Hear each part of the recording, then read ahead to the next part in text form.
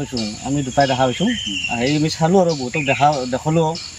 মানে বহুতে কয় যে এইটো মানে ৰণসংখ বুলি কয় এতিয়া মানে ঘৰত ৰাখা নাপায় বুলি কয় বস্তুটো তাৰপিছত আমি আৰু থৈ দিলোঁ পিছত ক'ত থৈ দিছ ইয়াতে পাইছিলোঁ ইয়াতে থৈ দিলোঁ আৰু কালি নদী এটা আছে কিমানটো মানে আলপাজান কেনেকৈ ক'ৰ পৰা কেনেকৈ আহে সেইটো গম নাপাওঁ আৰু মানে আলপাজানৰ কাষতে আলপাজানৰ কাষতে এইটো আলপাজান এইটো কাষতে আছিল সেইটো ক'ৰ পৰা কেনেকৈ আহে আমি মানে গম পোৱা নাই আৰু কিমানমান ডাঙৰ হ'ব এইটো বহুত ওজন আছে মোটামুটি 1.5 কিলোমান আছে কিছুমান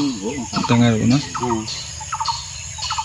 আৰু এনে শংখ মানে দেখা নাই ফাৰ্ষ্ট দেখা পালোঁ দেখা নাই কেনে কিবা বেলেগ বেলেগ আকাৰত আছে অলপ এইটো বেলেগ ধৰণৰ কিবা এটা আলপাজানৰ একদম কাষতে আছে আৰু আলপাজানৰ কাষতে এইটোৱে আলপাজান মঠাৰি এইটো মথাউৰিৰ ওপৰত আছে জীৱিত আছিল নেকি জীৱিত নাছিল এনেকৈ দেখা পাইছিলোঁ এনেকৈ আছিল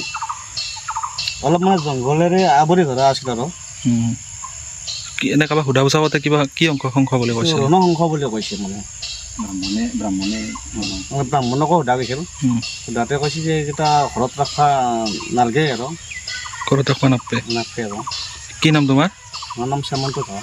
কোনখিনিত পাইছ বস্তুটো মানে ইয়াতে পালোঁ কিন্তু জেগাখিনিৰ নামটো সৰ্থেবাৰী এতিয়া তামোল চোপা তামোল চোপা